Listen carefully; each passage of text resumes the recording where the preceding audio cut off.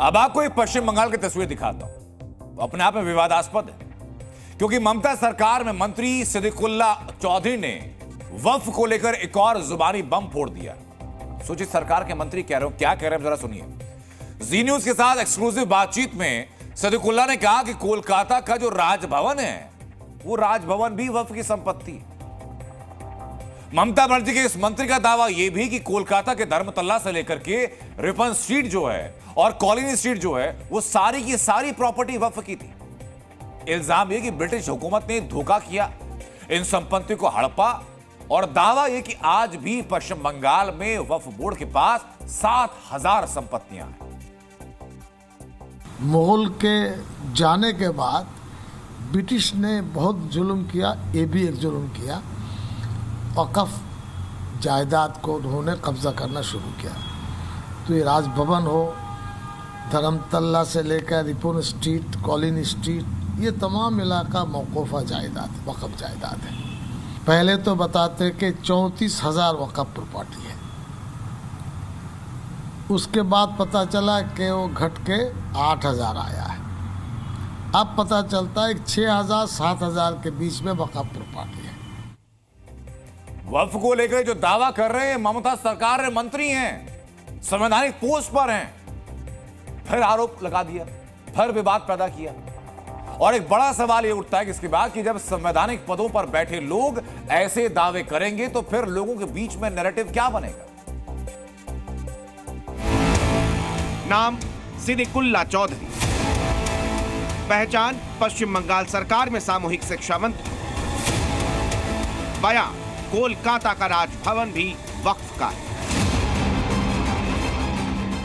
राज्य के राजभवन को भी वक्फ संपत्ति बताकर सिद्दीकुल्ला चौधरी ने यह बता दिया कि भले ही वो मंत्री बनकर संवैधानिक पद पर बैठ गए हों, लेकिन उनके जहन पर अब भी उनकी पुरानी पहचान ही हावी है, जो है पश्चिम बंगाल के जमीयत उलेमा हिंद का अध्यक्ष। तभी तो सिद्दीकुल्ला की जुबान से ऐसा गैर जिम्मेदाराना बयान निकला, जो दिल्ली में जमीयत उलेमा हिंद से लेकर जयपुर में उलेमाओं और मुस्लिम नेताओं की जुबान से निकला था।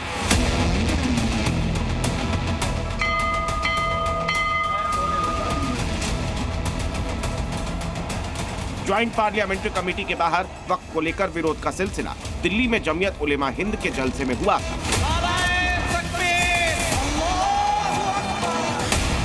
और अब बंगाल से भी ऐसी ही आवाज उठ रही है।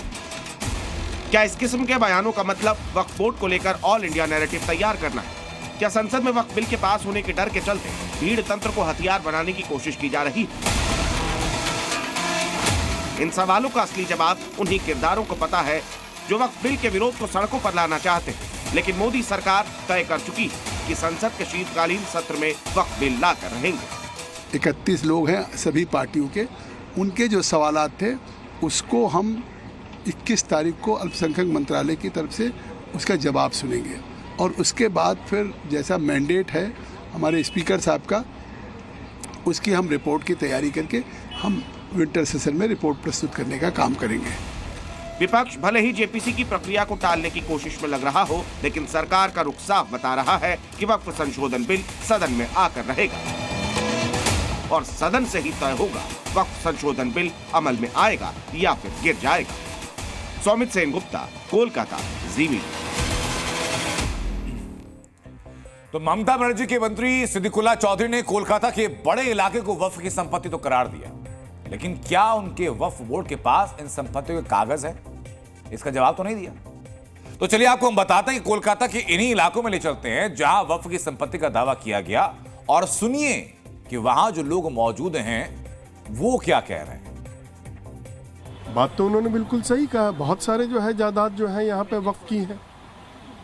अगर जो है वक्फ की जायदाद नहीं होती तो जो है फिर इतने बड़े जो है वक्फ बोर्ड क्यों होते उसको मेंटेन करने के लिए।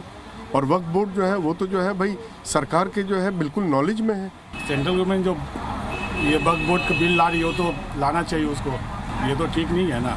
वो कहीं भी कुछ भी बोल रही है मेरा है, तो ऐसा नहीं ना हो सकता है। आज तक तो यही सुनते आए हैं, ये सब जितना प्रॉपर्टी है सब तो हिंदुओं का है, और यहाँ पर ही बेसी भाग जो है रानी रासमणी का ही ये प्रॉपर्टी है।